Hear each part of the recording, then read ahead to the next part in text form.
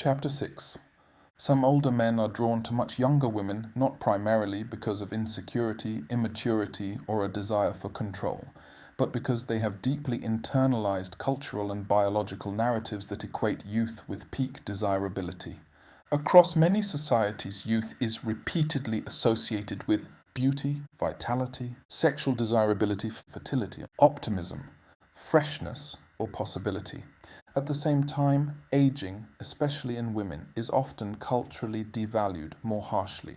These messages can shape attraction in powerful ways, sometimes without conscious reflection.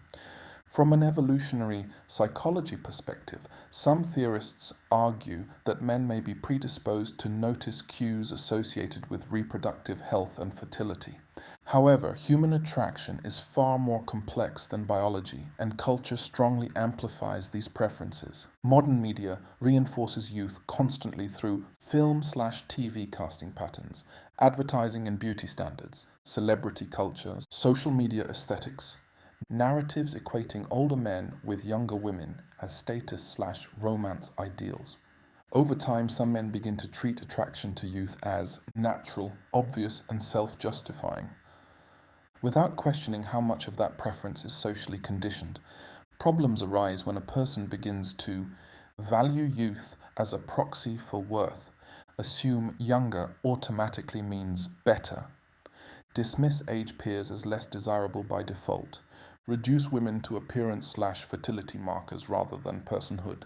At that point, attraction becomes shaped by idealization, not just preference, the standard he never questioned. Victor never thought of himself as shallow.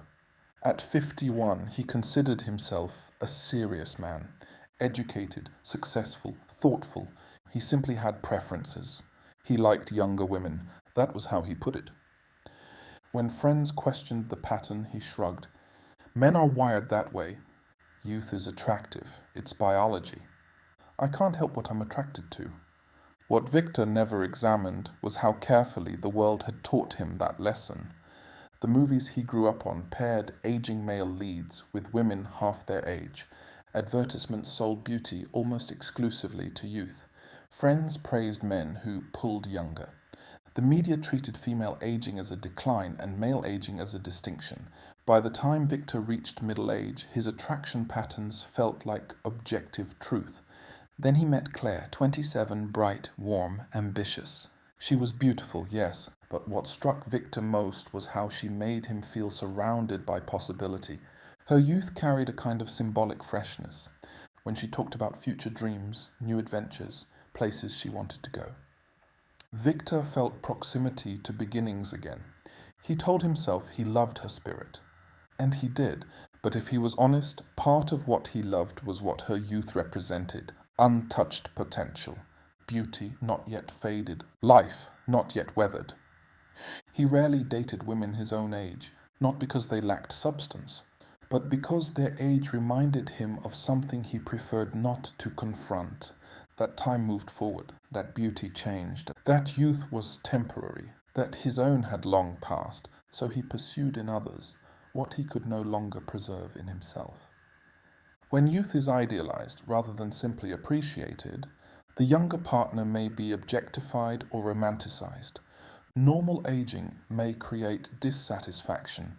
Relationships may be based on fantasy rather than full personhood. The person may serially pursue younger partners as each ages.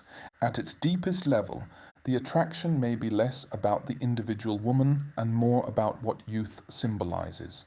Youth can come to represent beauty, possibility, status, vitality, fertility, denial of aging/death. There is a difference between "I happen to be attracted to someone younger" and "I systematically value youth itself as the defining trait of desirability." The latter suggests idealization rather than ordinary attraction.